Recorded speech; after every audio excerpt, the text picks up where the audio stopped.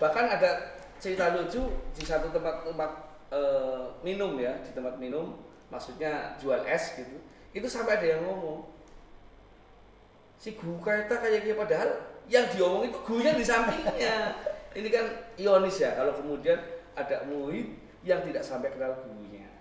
Jadi sesuatu yang itu suatu masalah. Masalah besar menurut kami karena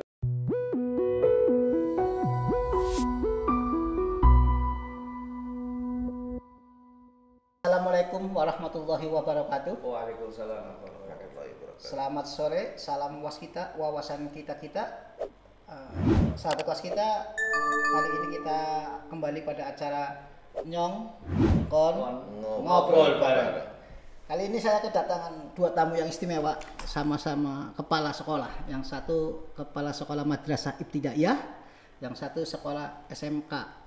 Jadi kita akan berbicara bagaimana sih persoalan pendidikan selama pandemi dengan online ini, dari dua kasta yang berbeda, yang satu dari tingkat dasar, yang satu dari kepala sekolah SMK. Saya kira silakan memperkenalkan diri, Pak. Oke, siap. Saya Haji Muslim Butoy, ASN Kemenag yang diperbantukan di HEM Islamiyah Sibelum di bawah naungan Yayasan Ihsan Sibelum. Alamat Siwuluh Bulakamat Mabes. Wong dewek. Status saya bujangan. Wah, monggo yang berminat meminang sebagai menantu. Oke. Udah ada nomor NIP. Siap, ketentuan dan syarat tetap berlaku. Assalamualaikum warahmatullahi wabarakatuh. Saya Azizil Gofar Johari. Kebetulan saya sekarang berdomisili di Setanggal. Saya mengabdikan diri di SMK Ma'arif NU 01 Bulakamba di bawah naungan Yayasan Al-Ihsan Cibelem.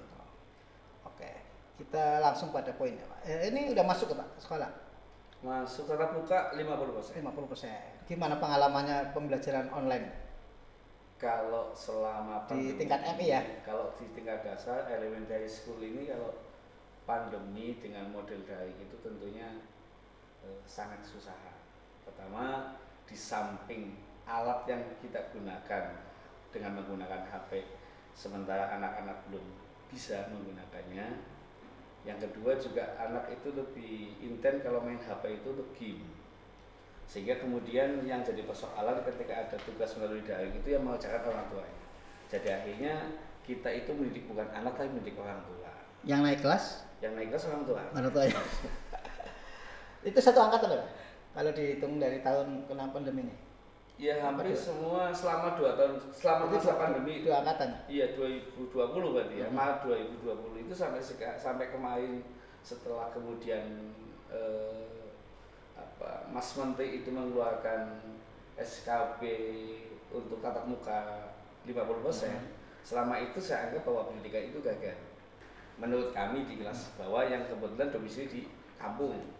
Mungkin kalau di kota fenomenanya berbeda. Secara online itu gagal lah ya? Ya gagal. Kalau di tingkat SMK Pak, yang lebih dewasa ya, Iya, memahami tentu dunia lebih dewasa, tapi begini Pak, bahwa kita itu anak-anak kita belum siap dengan teknologi yang sekarang, karena ini rupanya dengan pandemi ini butuh pengenalan lebih jauh dengan teknologi. Jadi merasa asing. Yang biasa mereka itu setel YouTube dan sebagainya, Zoom dan sebagainya, baru kenal-kenal awal-awal pandemi itu. Itu yang pertama. Kemudian di SMA itu butuh praktek lebih banyak daripada teori. Ini yang gak susah. Artinya harus ketemu lah ya? Wah iya, harus ketemu. Jadi begini, mengenalkan barang sesuatu dengan online atau diajarkan langsung itu lebih mengena langsung. Oleh karena itu dari awal ajaran tahun baru ini saya sudah memberanikan diri. Harus ada pertemuan, walaupun hanya di praktek gitu. Ya, untuk materi silakan daring, tapi praktek wajib ketemu karena nanti takut salah barangnya busi, ternyata yang dipegang bau dan sebagainya. Ini yang jadi masalah seperti itu kan. Itu kalau daringan begitu. Tapi itu pengalaman menarik ya, artinya Iya. Pembelajaran online kan sesuatu yang baru, Iya. itu pun karena musibah pandemi. Kalau nggak ada Iya. pandemi kan nggak. Iya, iya. Sebenarnya yang dikhawatirkan itu salah masukkan lubang. Tapi mau tak mau melihat perkembangan zaman teknologi bukan sesuatu yang mustahil, besok pengajaran pakai online semua. Iya. Ini yang jadi masalah karena belum siapnya. Belum siap. Belum siap anak-anak kita. Karena di awal itu ya minimal dengan adanya pandemi ini guru-guru sudah, karena bukan anaknya saja, gurunya pun harus siap. Belum siap kan? Iya, artinya guru-guru yang tua itu teknologi gaptek semuanya kan itu. Bagaimana cara daring dan sebagainya udah jauh dari dunia itu. Tapi naik 100%. Naik kenaikan kelas kemarin. Mau nggak mau, mau nggak mau harus dinaikkan. Harus dinaikkan. Iya. Ya cukup menarik ya pengalaman daring. Oke, kembali. Artinya pembelajaran online kan bukan program karena kecelakaan, ada musibah gitu ya. Guru juga belum siap, murid juga belum siap. Pasti ada sesuatu yang pengalaman menarik tuh sebagai guru. Kita pengalaman banyak. Jadi ketika jadwal daring itu semuanya itu kategori 1 kelas 40 itu semuanya online. Tapi pesertanya nggak ada, HP aja diaktifkan itu. Setelah absen nggak pergi ditinggal itu. Ini ada sebagian seperti itu. Ada bahkan yang di bab yang krusial di ujian di semesteran itu bahkan ngerjakannya itu terakhir-terakhir mau waktu habis baru ngerjakan, karena kadang-kadang kita mau ditutup, kasihan takut mereka tidak punya kuota kan itu, jadi kita perpanjang waktunya, ternyata mereka hanya untuk main-main ini. Jadi banyak sekali, kadang-kadang upload sesuatu bahkan jam 12 malam baru absen gitu. Jam 12 malam baru absen, padahal absen dibuka jam 7 gitu kan. Artinya ya itu sesuatu yang menarik juga ya. Artinya sebagai seorang guru itu harus lebih sabar banget. Nah itu.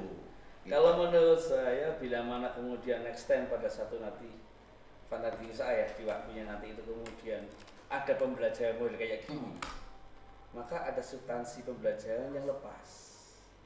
Karena bagaimanapun juga saya seorang guru ketika menyampaikan materi ke anak itu, bagaimana anak bisa menerima, memahami dan mengamalkan.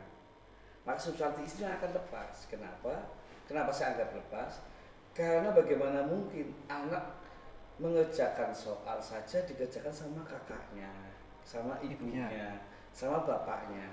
Otomatis hasil dari semua bagus. Padahal anak itu sendiri belum bisa baca, tapi bisa mengerjakan soal sampai betul semua. Kan berarti tidak tersampaikan pada subjeknya. Artinya begitu sekarang offline ya, masuk kelas menemukan Kembali ke asal. Kembali ke asal kelas 1 Iya. lagi. Kembali ke laptop kalau bahasa Kembali ke kuliah. laptop. Kembali ke laptop bahwa anak itu memang bodoh.